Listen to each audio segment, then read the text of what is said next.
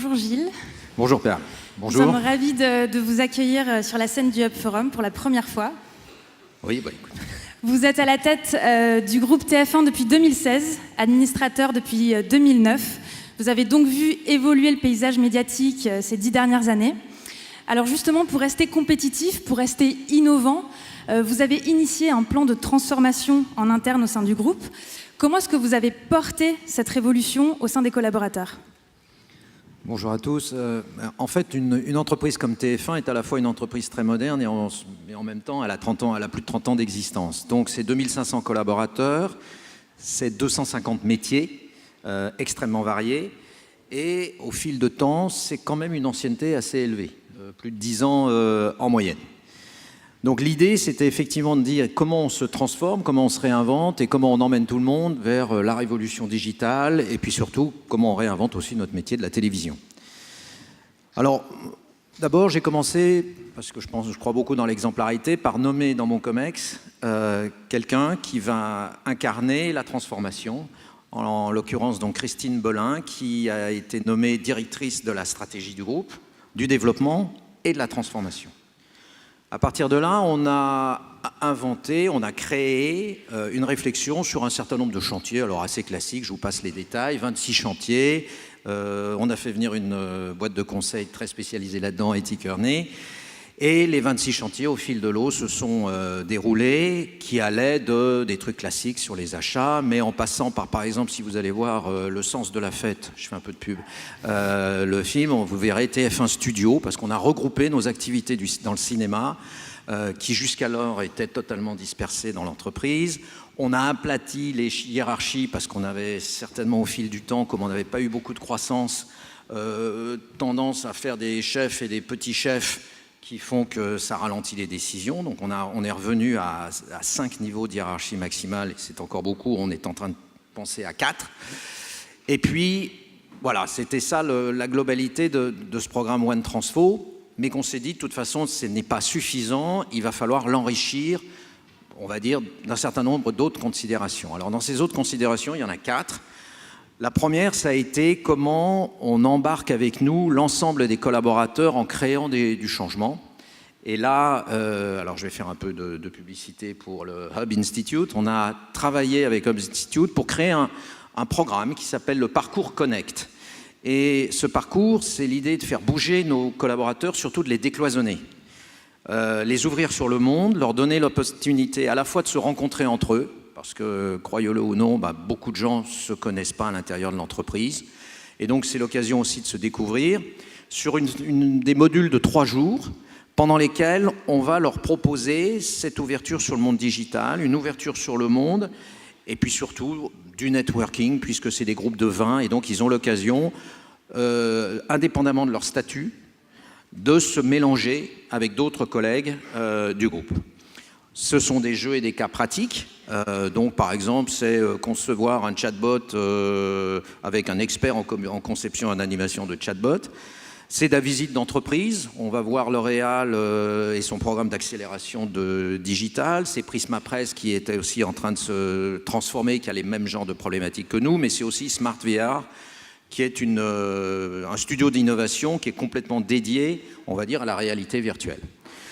Donc nous, des sujets qui nous passionnent. C'est des interventions de l'extérieur. On a un spécialiste du neuroconnectivisme en la personne de Pierre Mouquins qui ouvre les portes sur le cerveau, le fonctionnement du cerveau aujourd'hui. C'est aussi My Little Paris qui, nous, par rapport à des cibles féminines, connaît bien et peut nous éclairer sur un certain nombre de sujets. C'est bien sûr des éclairages, c'est l'occasion aussi de parler stratégie du groupe et de partager la stratégie, parce que moi, je considère qu'on n'explique jamais assez suffisamment bien la stratégie du groupe, des échanges avec des membres du comité exécutif, et puis aussi des démonstrations de technologie dans notre showroom, parce que tout le monde ne connaît pas ce que c'est que la future télévision en 4K, ce que c'est que la réalité virtuelle, etc., puisque c'est tous les collaborateurs qui passent dans ce programme Parcours Connect. Le deuxième axe, ça a été de dire qu'il faut aussi permettre aux collaborateurs de bénéficier d'apports extérieurs. Et donc, on a, par ce qu'on appelle l'université TF1, donc là, c'est plus sur les ressources humaines, des masterclass. On ne faisait pas ça chez TF1, et une fois par mois, vous avez une masterclass avec soit un membre du comité exécutif, soit des invités extérieurs qui viennent plancher sur les contenus, sur les réseaux sociaux. On a une présentation sur la résilience avec Boris Cyrulnik. Enfin, ouais. Bon, c'est s'ouvrir sur le monde, entendre des gens qui sont pertinents par rapport à nos problématiques et qui permettent à 160 à 180 collaborateurs d'écouter en live dans un auditorium et puis de reprendre cette masterclass sur notre réseau interne. Problématique d'un groupe comme TF1 qui est, comme je le disais, un petit peu âgé, c'est la place des jeunes.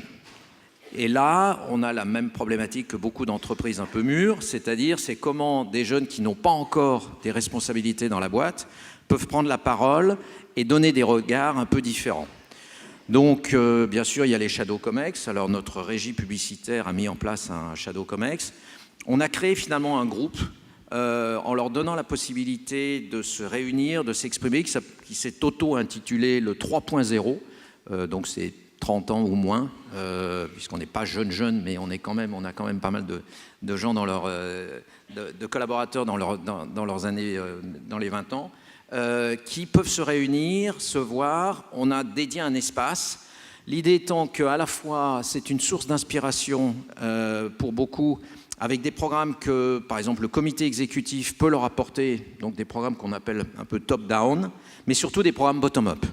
C'est-à-dire qu'eux peuvent être source de réflexion en disant sur tel ou tel sujet, j'ai déjeuné avec eux hier, il y a pas mal de sujets qui sont ressortis de leurs expériences en disant on devrait y passer plus de temps. Est-ce que vraiment vous êtes conscient que c'est ça la problématique des collaborateurs du groupe?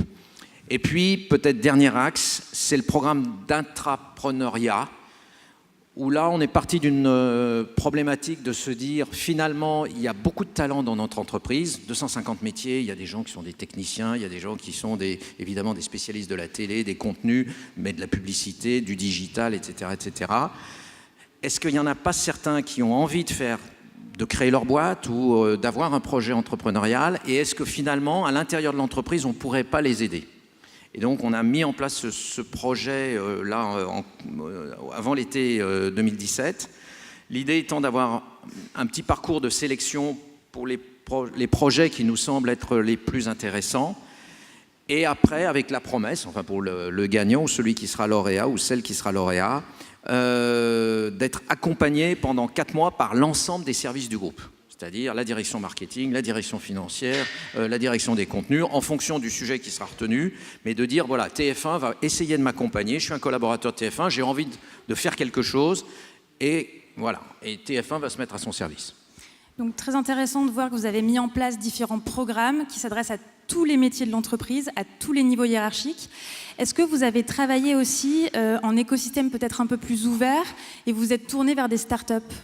Alors oui, puisque nous, dans le monde où on vit, et notamment dans le digital, on est entouré de start-up, il nous a semblé important d'avoir à la fois un programme, puisqu'on était très sollicité sur des investissements, et donc on a fait un programme qui s'appelle One Innovation, et qui est donc un petit fonds, je dis petit parce que évidemment c'est modeste, mais c'est 2 millions d'euros, mais qui pour beaucoup de start-up c'est déjà beaucoup d'argent, qui peut mettre des tickets de 100 000, 200 000 euros d'investissement avec des métiers qui peuvent être assez connexes aux nôtres. Donc on a regardé un certain nombre de dossiers. Le premier investissement qu'on a fait en juin 2017, c'était une entreprise créée par une jeune femme qui s'appelle, enfin c'est pas son nom à elle, mais c'est le nom de sa boîte, Lucette, et qui est une base statistique de tests de produits de beauté, extrêmement prisé par des grands annonceurs comme par exemple L'Oréal, et qui a à la fois 20 000 produits qui sont testés chaque année avec à peu près une 200 000 femmes qui ont donné leurs caractéristiques et qui permettent de jouer et qui ont envie de jouer le jeu par rapport à des produits tests. Ça nous semble être assez prometteur. On a accompagné l'entreprise, on l'a vu en incubation et puis on l'a accompagné. Alors en incubation, ce que l'on fait, on en est, alors chez TF1 on ne dit pas la 2e édition, on dit la saison 2. On est en saison 2 de notre programme d'incubation. On a 7 entreprises qui ont été retenues cette année. L'idée étant qu'on n'est pas un incubateur, mais qu'on travaille avec un incubateur. L'idée, c'est plutôt d'avoir un sponsoring ou un mentoring à l'intérieur de TF1 pour chaque start-up que l'on va accompagner pendant 1 an. Et là, par exemple, les 7 qui ont été retenus rapidement, mais pour vous donner une idée de la variété, c'est Ivancy qui est une boîte de AdTech. Donc c'est plateforme qui met en relation des marques et des annonceurs, donc c'est très intéressant pour notre régie pub.